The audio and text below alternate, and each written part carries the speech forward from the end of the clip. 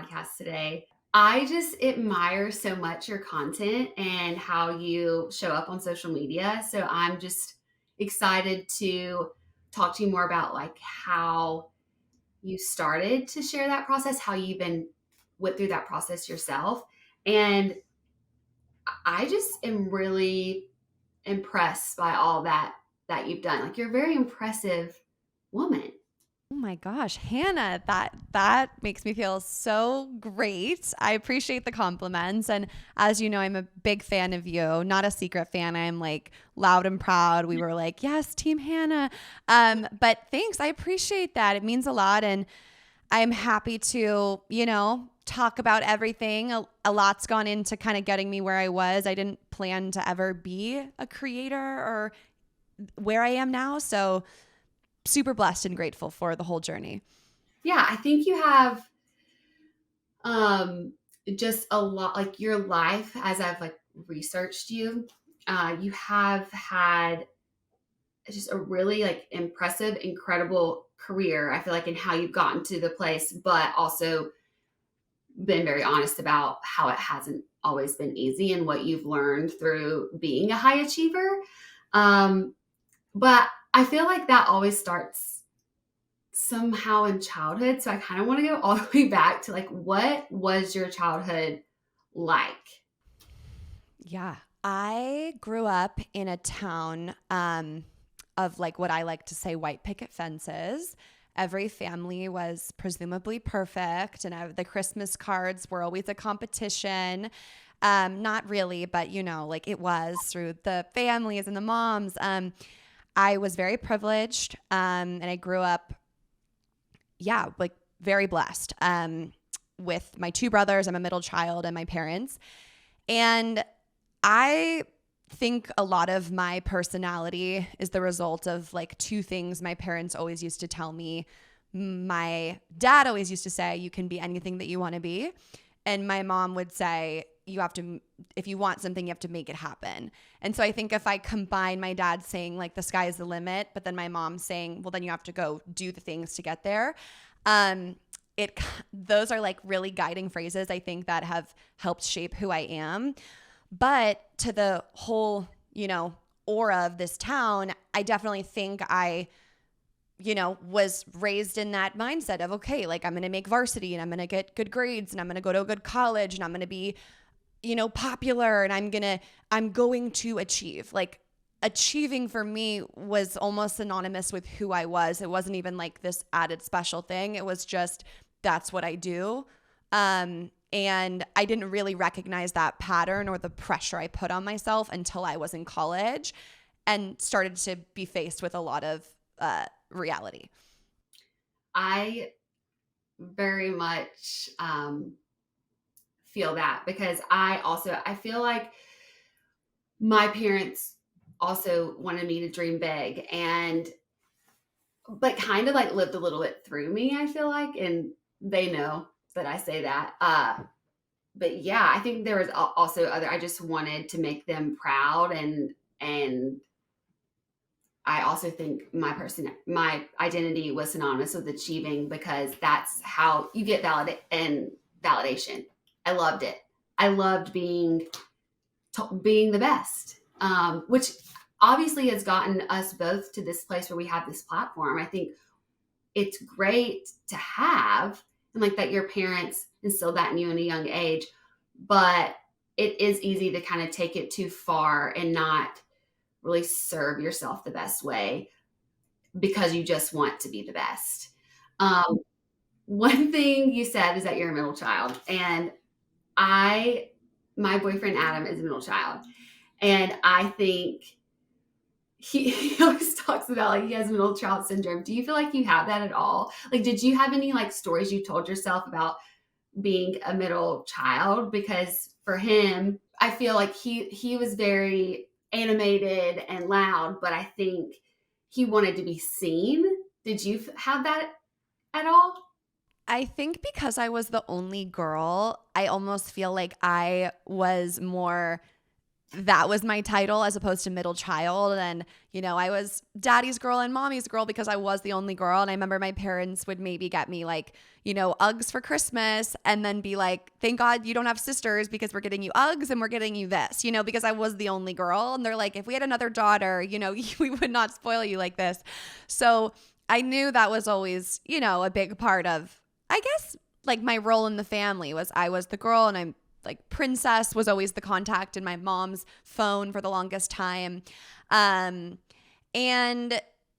I definitely liked it. I think I liked being the only girl. I don't think I would have wanted to have a sister. I have some amazing friendships in my life with my best friends for like decades. And I don't even know if I would have those friendships if I had that in a sister. So I'm also grateful that I was the only girl. Oh, same, because I didn't want to have to fight for, I have a half sister, but she's 13 years older than me. So we didn't really have any like overlap of like where we were in life, or are in life now. I think definitely more because we're both adults, but I've only dated guys that have had brothers, no sisters. I'm the only girl, and I love it that way because you don't have to compete with who's the princess. You can just, see, I have the title, You could be the one. and I'm good with that. Yeah. Yeah, that's funny. I never thought about like the people that I've dated, but I haven't dated that many people. But my husband has 3 brothers, so. See, and you get to be the girl. Mm-hmm. Say the princess. Yeah, I think I totally agree with that. You talked a lot. It seems like your family was like very close. You're very close to them and supportive in all that you've achieved. Specifically talking about, I guess, the first love in your life, it seems, was volleyball. So were they really supportive of, your vision for what you wanted in life? They definitely were. When I look at the fact that I really wanted to do well and achieve, it's interesting because I never felt like if I didn't, my parents wouldn't love me or they'd be mad at me. Like, so then I start to question, like, okay, was I just innately born this way? Because there wasn't like a threat or a fear if I didn't do well. It was just kind of what I thought that I had to do. And I liked it as well. And with volleyball, coming out of middle school, I played all the sports. In 8th grade, my dad references this all the time. And I'm like, dude, I was literally like 13, 12, it doesn't matter. But I was athlete of the year because I played like basketball and volleyball and soccer, and I did it all.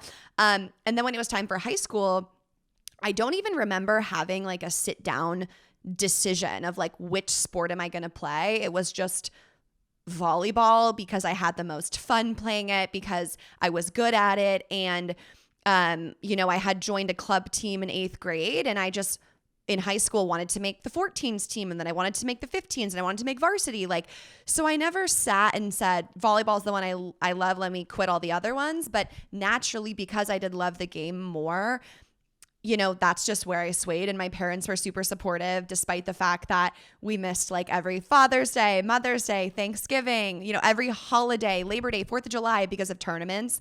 My older brother was a golfer and he golfed at UCLA. So they were used to like sacrificing a lot for having an athlete child. So being the second, I felt like they kind of knew the rodeo.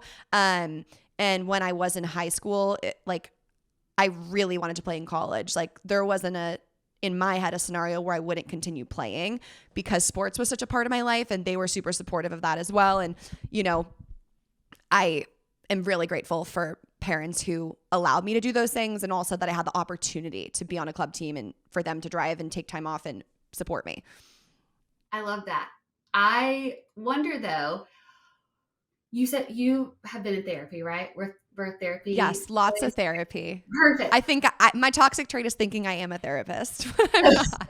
It seems like you have a great, like I said, great relationship with your parents. They've been so supportive. But through therapy, have you, has there been anything that obviously probably wasn't intentional that you realized that maybe you internalized that, like, your parents didn't? I feel like all parents kind of F us up a little bit.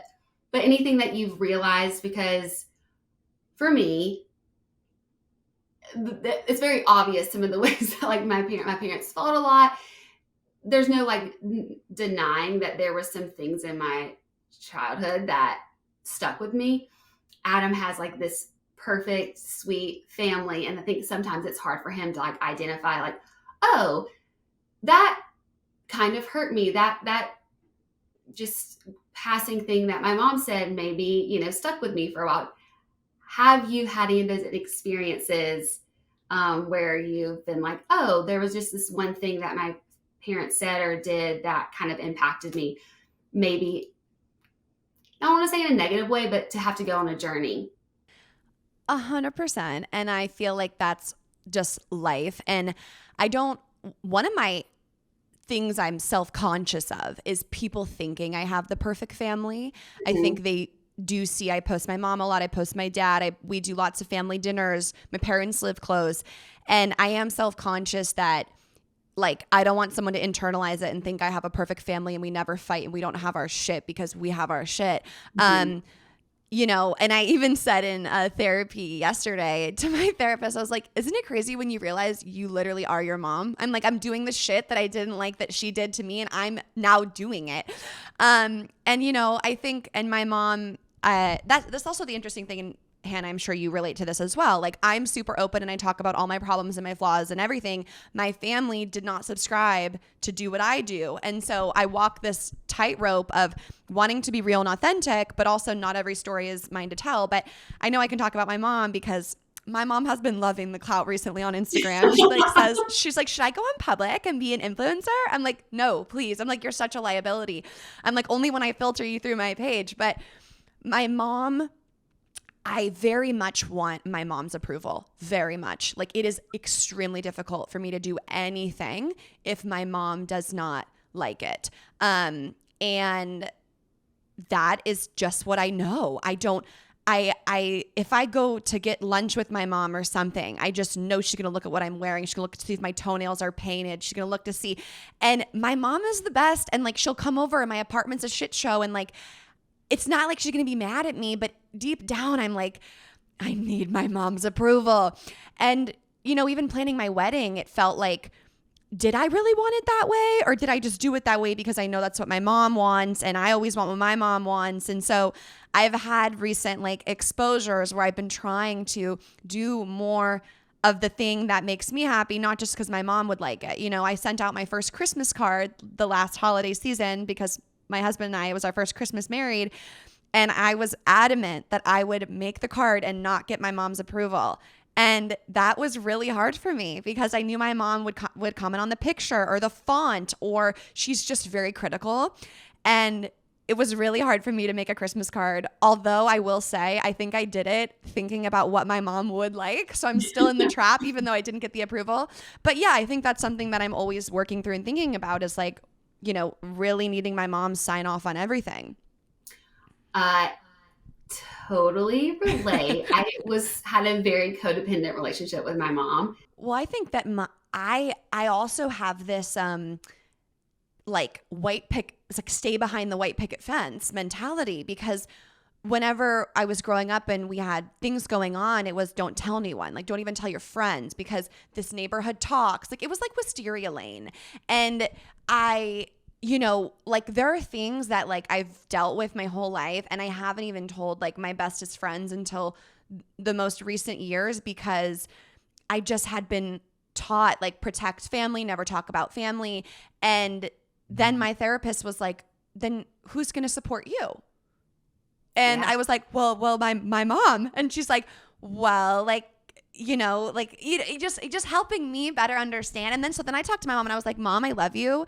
And I'm 26. I can talk about my life to like people and be open and my best friends. And like, I think too, she comes from like her mom as well. And my mom and I, we always joke. She's like, my mom is she's like, I don't have boundaries with my mom. So why do you get to set boundaries with me? And I'm like, so you want me to be Ms. the way that you are because you don't have boundaries with Yaya? I'm like, I'm trying to rewrite the narrative. So she's also so cool and with it. And we joke about all of this.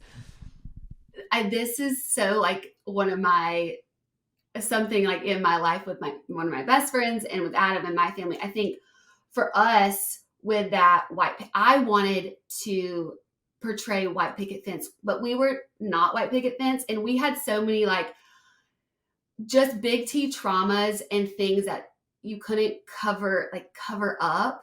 But I tried so hard to. I'm like, get it together, everyone. Let's like I would be the one that's like, make sure your shirt's tucked in and everybody smile. Let's go. Yeah. Like 10 years old.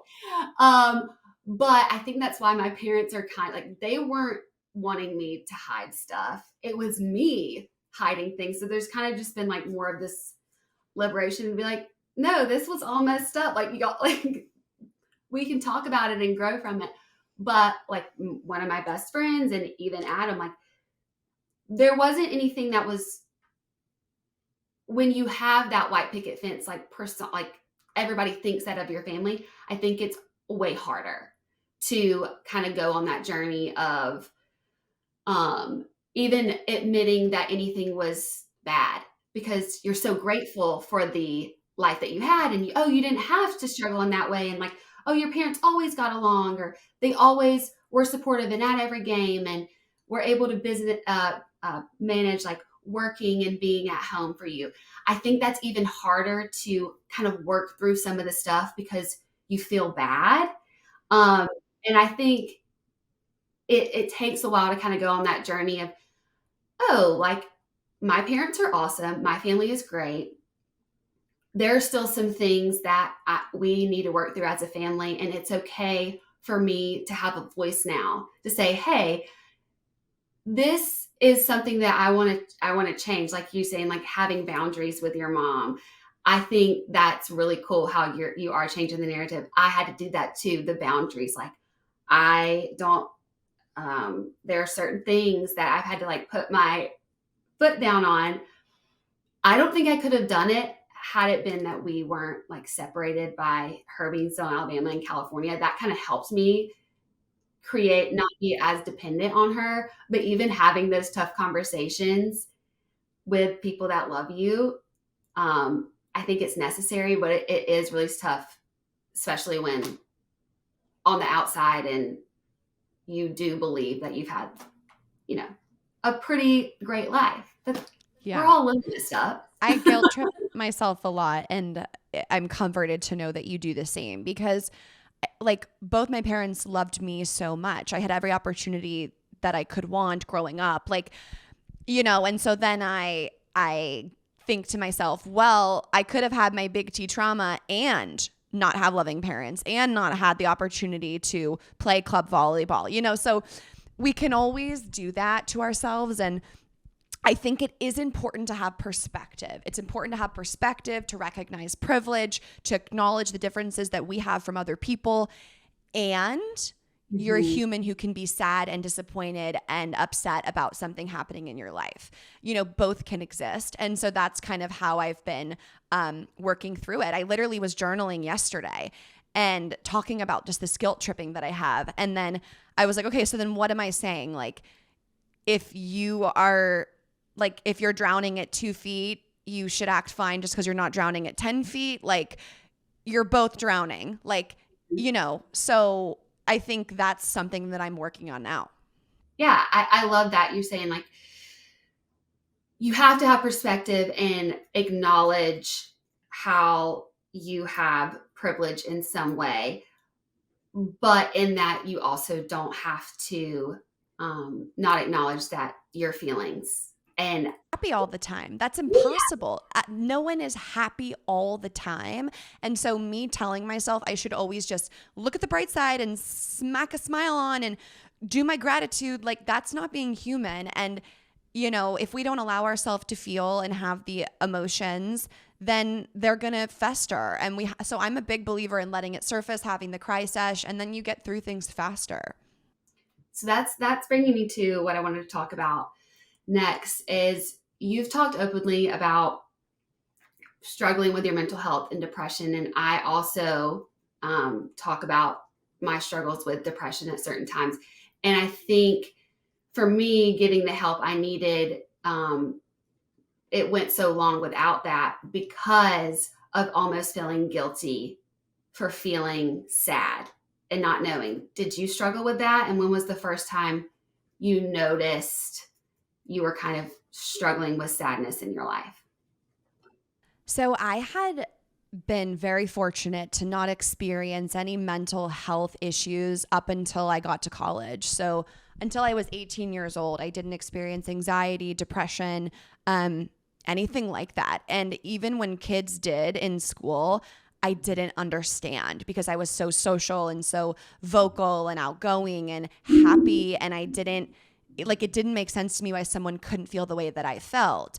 That is obviously so ignorant, but as we go through life, we learn things and we meet more people and we have our own experiences and we grow. And in college, I played volleyball at USC. So I went from Northern California to Southern California. And although it was my dream to be playing college volleyball and to especially be in the Pac-12, it was very intense and very demanding. And I quickly developed anxiety during my freshman year, just unable to sleep, constantly worrying, constantly afraid of failing, of making a mistake. I was playing on the number one team in the country and I was starting. So I was on the court and like I touched the ball and I could be the reason we lose. I could be the reason my teammates get upset. I could get benched. It felt like there was so much pressure and it was so highlighted because we were on TV and everyone was watching from my hometown. So I developed performance anxiety and then didn't tell anyone because I'm the achiever. I'm the go-getter. I always know. I don't have problems is what I would tell myself. So I didn't even know what I was experiencing. I couldn't even recognize it was anxiety because I could not believe a world where I have anxiety because I had so stigmatized the mental health conversation in my head. And I think the athlete component of it is important as well because I'm raised thinking I'm strong, I'm tough, I block out pain, I get it done, I don't make excuses. And that mentality, and then viewing mental health as this supposed weakness, it was never something I wanted to identify with. So I was in deep denial of this anxiety. And then my sophomore year, because I hadn't acknowledged anything that I was going through, I also had a binge eating disorder my freshman year of college. So both of that, I came back depressed, like so depressed, not myself, not bubbly, not outgoing. Spring break, my friends went to Cabo. I went home and laid on my mom's couch and just cried and slept because I didn't have energy or desire to do anything. Eventually I got to a place where I would think and fantasize about like how to pause my life, how to just like get out of this monotonous routine of having so much required of me every single day to be a student athlete and feeling like I had literally nothing in me. So that's how I, fell into my first depressive episode. And as far as getting help and how I dealt with that and processed it, it was very hard for me to go to that therapy appointment for the first time. And I only got the courage to go because I had a teammate who told me she was going. And so that made me feel like, okay, if you're going, I can go. And I just remember my first session just hysterically crying. I think I got barely 5 words out because I was so sad. I finally felt like I was in a place where I could feel.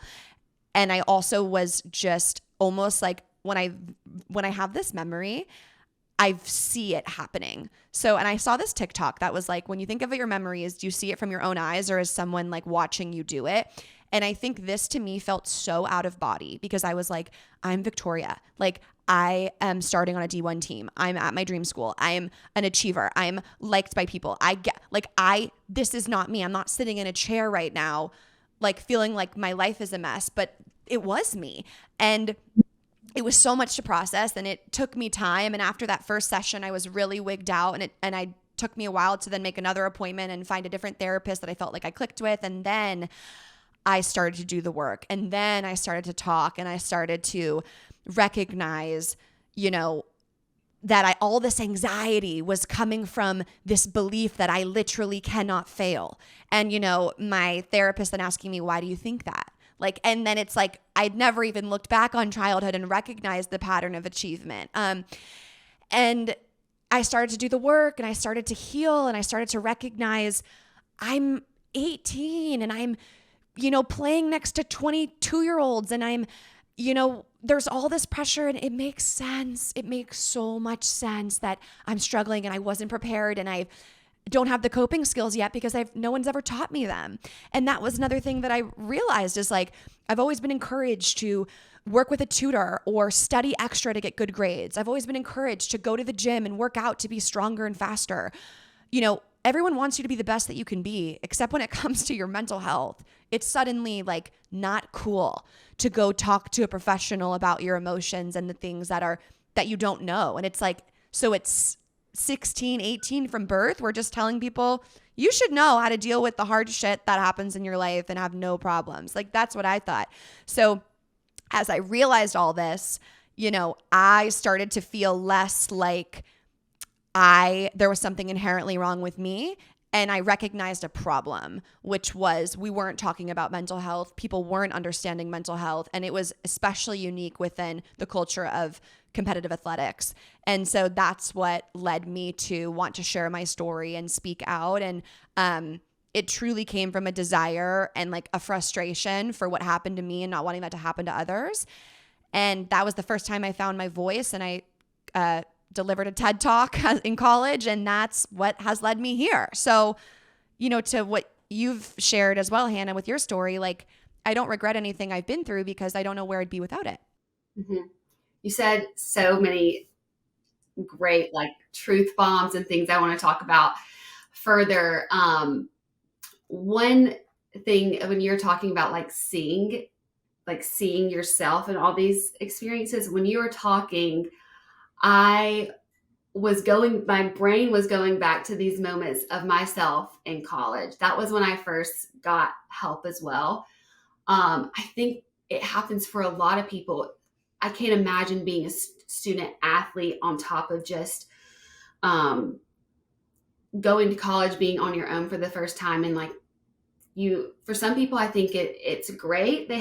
You get to create a new identity. For me, I was trying to hold on to my old identity in a time that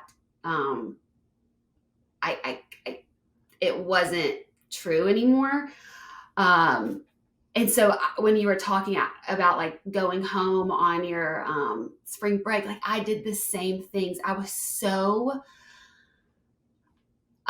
trying to be Miss Alabama. That's the way that I thought I was going to get out of Alabama. And, that comes with all of its own things about, body image and the way you look. And, but before that, I was just everything I did was to be the best, so that my resume was just stacked for that, like even more than college, which is crazy. But like I, was Miss Everything in high school. And then you get to a school where everybody was Miss Everything.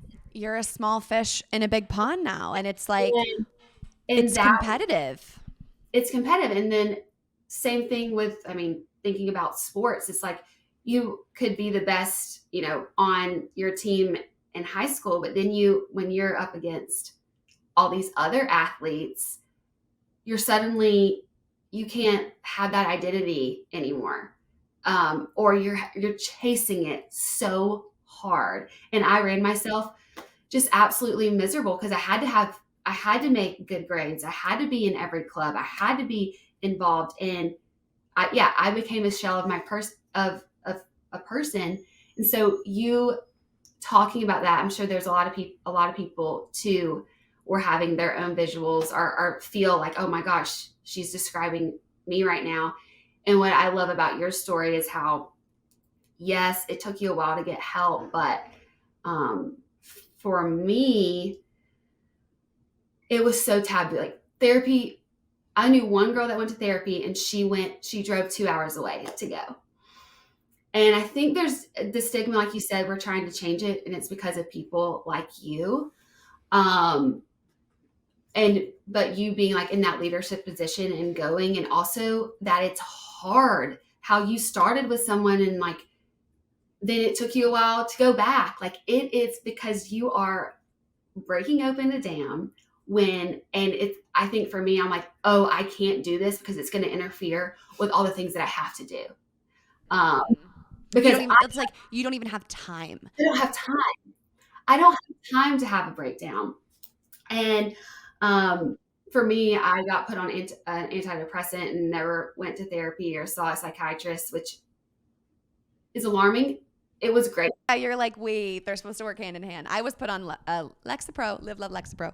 Oh, I was an Effexor for forever. And I'm so glad because I remember in one sense, I remember feeling like myself again for the first time and just being like, oh, like this is what it's supposed to feel like. Um, because I was just so sad. And you talking about the first time you went to therapy, for me, it was the first time somebody asked me if I was happy. And it was that doctor. He said, "Are you happy?" And I think we have so much in common about our stories. Like I was always this, I smile at inappropriate times all the time. And so nobody had ever asked me that in my entire life if I was happy. And I was like, no. And I haven't been for a long time. And I just wept there. And I was put on medication. Still, obviously, probably should have gone to therapy. And it took a while to get there. But I just really commend you at such a young age. You not only like started doing the work, but then started sharing the work. For me, it was still something I felt embarrassed by. And my family wasn't all that supportive at first as well, until it got to the point where I was like, we can't pretend this is not happening. Another thing that you said, and I don't, you said that you wanted, you imagine pausing life. Did you ever have like suicidal thoughts, or was it more like, I just can't do the day? I did. I just always, and I don't know if you relate to this, I literally always gaslight myself into being like, well, you never attempted, so maybe you really didn't. And you really, like, I think in my head, I'll like try to gaslight myself that I wasn't like, but yes, like I would bike, we biked to the gym and I would bike in the morning and I would literally think about what if I just swerved into traffic and then I didn't have to live my day because I don't want to do this day right now.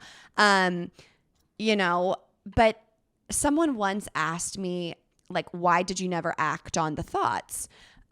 Which I think is a great question. And I had never thought about it until this man asked me after I spoke at this school. And I said that although I was in a situation in an environment that was really like tough for me and I felt depressed, I also had the awareness that there was more to my life and that there was more than this. And I think when you start to have the existential thoughts, they can either really scare you or give you some sort of hope. And I think when I thought about how there's millions and millions of people in the world and so many people don't know me and they don't even know I have practice and they don't even know that like it doesn't matter as much. I think people can think like nothing matters and then freak out. But I thought, nothing matters. This is so dumb. Like, and I also just having the love of my family and a support system and best friends, like I was able to recognize that I could remove myself from the situation if I needed to. And I did that. The end of my junior year, I took a mental health leave because I was like, this is the end of season 3 and I'm still feeling this way. And I'll actually just share this little story because I think it's powerful. We were playing in the Elite 8, which if anyone watches March Madness or the NCAA tournaments, the Elite 8 is obviously right before the Final Four. And the Final Four is like everything you work for as a college athlete. And we were on national television, thousands of people. We're going to upset Florida. And I'm literally in the game. And we are a point away from a Final Four. And I'm thinking to myself, I just don't want to be here. Like, I don't care if we win and I don't care if we lose. I just want to go home because I don't want to be here. And to me, that's like such a state of depression where here I am like seconds away from maybe everything I've ever wanted as an athlete. And I don't care about it because I have no feeling. And that was in that moment, I was like, yeah, I'm not coming back for spring ball. Like I need to take a break. So it's a long-winded answer to your question, but just like yes, I had those thoughts. But I also, knew I would have support from the people in my life if I decided to take a break or leave the environment. And I think one footnote I just want to say is like, I loved my time at USC and I loved playing volleyball there and I loved the people and I wouldn't change it for the world. I truly believe that you could put me on any team at any school and like that was bound to happen because it was the what's the word? Culmination? It was, yeah, of everything in my life that led me to like achieving at such a high level and then truly like feeling like I was breaking under the pressure. So it's totally a personal thing. And I think that if you put this mind back in that 18-year-old tomorrow to relive it, it would be a lot different because I have the tools and the experience and I could do it. So I just want to say that. And USC has been so supportive in everything I talk about, which is great. I think there are scenarios where I would have had a school that would have silenced me. But I had teammates who supported me and a school that supported me. So I was grateful. And I think because of the support, I knew I could make a change. And that's what really lights me on fire when I think about other people who unfortunately don't make it out of their battle because of maybe the feeling that they can't tell the people that they love or that they won't be accepted or they can't quit or they can't leave. And like, I just want those people to know there's so much more to life out there. And like, you can pursue better. I'm not going to be naive and say you can choose happy because anyone who's been depressed hates it when people say that. But you can choose the pursuit of something different. And I think that I knew I could do that. Thank you for sharing that story because it literally gave me chills. And I first, why I asked you that is, I love how you're honest of like, I gaslight myself because that is how, when people ask me where I was, I always am like, I didn't, I'm always like, well, I just thought about what it would be like to just not have to live this day. And that is right. like, I remember laying in bed and just being like, I just don't want to wake up. But when people ask me if I was suicidal, I'm like, no, I wasn't. Right. Because I think I also like knew, like my faith was so important to me, and I knew the truth. I didn't feel it, but I think that's why I never also like didn't act on it. Because I knew that there was more to life than this and that I wanted that. And maybe honestly being like a high achiever, I was like, no, I have to have this. Like, this is something that, I need, like, I feel like rock bottom and I want to climb out. I just don't know how. But when you're also, when you talked about that time when you're playing in that big game, that is such a representation of what depression is like. It doesn't matter if, like, I know we're both Taylor Swift fans. Like, I could be Taylor Swift's best friend. She could bring me on stage when I was depressed and I would still be, and that's saying something, I would still be like, I might cry and not because I'm happy, because I just need to go home and be in a dark room. It doesn't mean that you're not grateful. It doesn't mean that you're like, you worked your whole life to be in this moment. And it doesn't even mean that you don't have the support. It's just, that is what it feels so empty. Like, I love how you said, I didn't feel anything. I could not feel happy, could not feel even angry.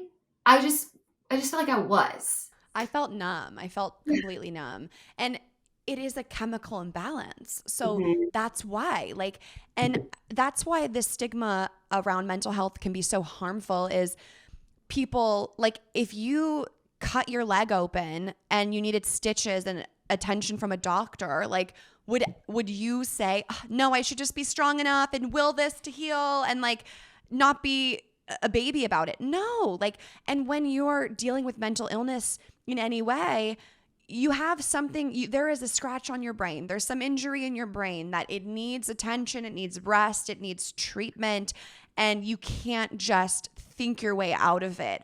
And I think that's a major misunderstanding with, I think, just the general public and people and mental health because the stigma of it being weakness or you're crazy really deters people from feeling like they can seek the help. Absolutely. I mean, I think you talking about the grind culture being just like added extra like stress on even getting support, because I think although I wasn't an athlete, I also felt like mm, I can't quit because that means I'm not working hard enough, or like pain is good. You have to push through the pain. Like that's part of it. Um, and I think what you've done, especially for those people that are athletes, and showing that yes, there's a total difference of you have to, you know, feel the pain to have the gains. Like I think that's true in some ways, that you have to push yourself to get to this other level. And I think that can be great in some ways, but you also have to know and have the support of when it's too much, like how it's affecting your mental health. And you, I mean, weren't you were still in college when you had this big TED talk? Like, what was that like stepping out and doing that? Did you have any reservations about it? And then what was the support and the reaction to that from other athletes? Definitely. Before I answer that, I loved your point about like knowing when you need to hold back. And in Kobe Bryant's book, Geese Are Never Swans, he has a beautiful quote. And it says, sometimes it takes more strength to hold back than it does to push. And I think that's so underrated. Like it takes so much strength to hold back or to admit what you're feeling or to be honest. And it is easier to act like nothing's wrong sometimes. And I think we need to start flipping the, you know, you are strong if you seek the help and you acknowledge, you know, what it is that you're going through. But so I gave the TED Talk my sophomore year. It was like fate that I was at a good place in therapy and that TEDx came to USC, and then I tried out to be a speaker and I got called back and I went through the audition process and then I got cut and then I got brought back like at the last minute and then I got it. So it was a crazy experience, but it absolutely changed my life. Like if I think about something that changed the trajectory of my life, it was that. And the feedback was great from my teammates. You know, at that point, they were all like, you know, please tell the world, like speak on our behalf. Like we were very open about mental health in our locker room. The school was super supportive. Like after that, I then, you know, co-directed and produced this body image video with the Players Tribune, and USC Media, you know, signed off to let me do that. So that was great. Speaking of your authenticity, I love your content on social media. What would you say from that TED Talk experience, did that like make you feel almost the need or the acceptance to be able to show that side of yourself? And just what is your relationship with social media now, and really being so authentic and so real when there are hundreds of thousands, millions of people consuming your content? Yeah. That was definitely like that whole season of my life, the TED Talk, and then, you know, just how I was using social media and with my body image, like that was really like a soul searching time for me, where I started being really honest and vulnerable and posting whatever I wanted. And I stopped face tuning and editing my pictures. And I just like leaned into just like being who I am. And that was very captivating for people. And it's what helped me build my platform in the first place, was just the interest, and then people watching the talk and then finding me online. And, you know, then I started to realize, oh, I can share more. I can post more. Like I'm only a sophomore. So that's kind of the evolution in a nutshell. And then now, I would say like, I definitely think I have subconsciously become not filtered, because I'm anti-filter, and I tell my audience, like, I don't even swipe right to Paris. Like we're keeping it real. However, I do put a lot of pressure on myself to make sure everything that I post is gonna hit for every human. And it's just not. That's impossible. But I really want everyone to like me. I want everyone to like my content. I want everyone, to follow me. And that's just not realistic. And that's something that I'm dealing with now, is showing up more fearlessly and not being so afraid of people not liking what I posted that day, or just not liking me. Or, sometimes, Hannah, I'm really self-conscious that, my brand has evolved so much that it did start with these athlete mental health conversations, but now I'm not an athlete, and I'm 26 and I'm married, and I post about style, and I'm always going to have this through line of being real. That's the core of everything that I do, but the message and the words are different these days, and I get self-conscious about that. And then that's when I struggle with, okay, well then who am I? And well, if I don't say I'm a volleyball player because I'm not anymore, like what's my title and why would they care? And it's funny when I say that, because people always say, we don't care. Like I love seeing everything with your husband, and I love watching your intuitive eating videos, and I love like your Taylor Swift videos. Like they don't care. So it's really this own thing where I'm still working through my identity issues.